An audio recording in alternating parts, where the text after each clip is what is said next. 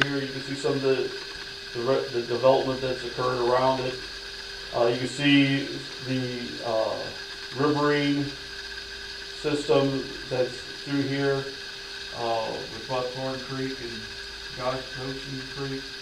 And then this is looking at the area with the existing land uses. You can see the Ribbon property, and around it you have these yellow, the gold and yellow spots. The gold is residential homes. The yellow is mobile homes, both here, in Washington County and in Bay County. This area over here is Sunny Hills. And the blue areas, this is Northwest Florida Water Management District, conservation areas. But you can see the general development. You have a lot of, this area here is called, agriculture, silviculture. There's a lot of that. But then you have a lot of development that's occurred through time in this area.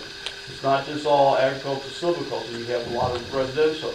Now these lots in here, are running from, 2.5 acres to 10 acres. But it is a higher density than what the agriculture silviculture is, which is 1 unit per 10 acres. So you're getting more dense by this development that's occurred over time.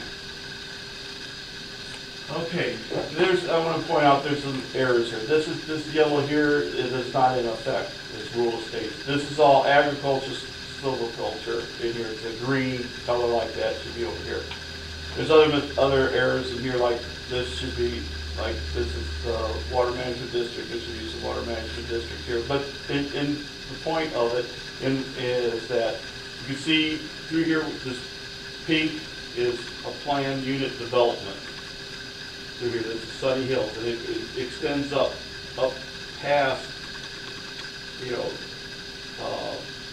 which the future access point would be of this development, but you do have a lot of agricultural silviculture that is right now is a land use classification. All right, and here this is looking at the topography, looking at the open space. What basically this project has done is try to work with the topography, not going in and doing terraforming where they're just trying to level the land out to have the development site. They have identified in their plan that 50% of the total tract is going to be maintained and preserved.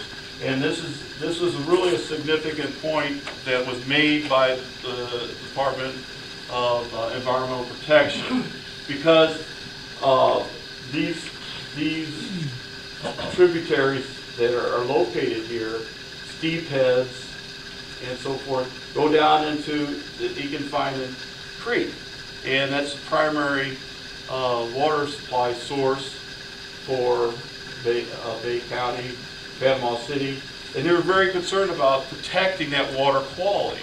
And by keeping this intact, keeping these steep heads preserved, that is just addressing the concern that the Department of Environmental Protection had in the Northwest Florida Water Management District about protecting the water quality there of that resource.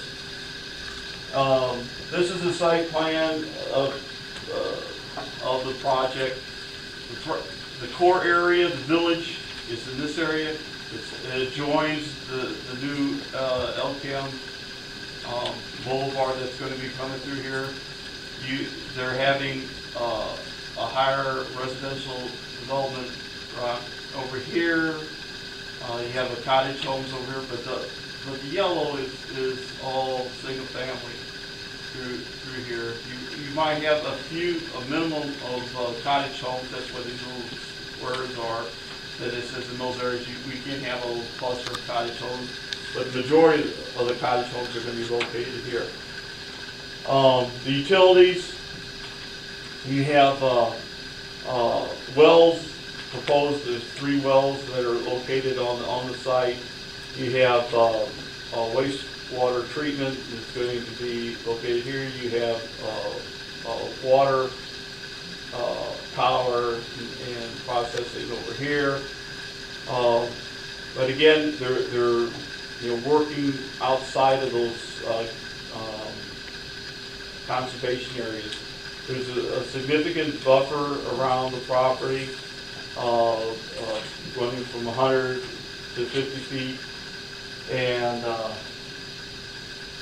the development is proposed to have as a maximum of this 85,000 square feet, retail office is 25, multi-family is 1,100, single family 2,016, assisted living or adult living facilities is 60, civic institution 10 acres, and a hotel bed and breakfast is 24 units. They're proposing to do this in a phased process. They split up, originally they had one and two, going in two phases.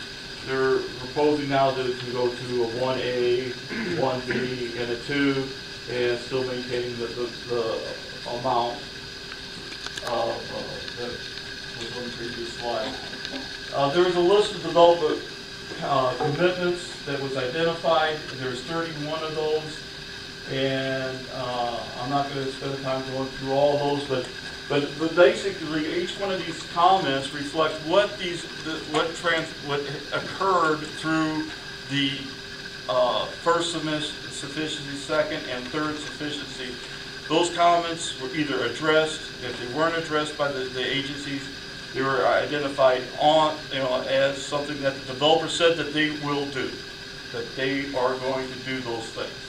So at this point, I'm going to turn it over to Linda Shelley, but I want to ask anybody, if you plan on speaking, if you have not signed the sign-in sheet here, I encourage you to do that.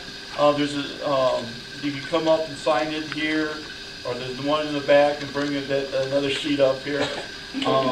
But we're going to give everybody an opportunity to speak that's signed up. We want to try to keep it orderly.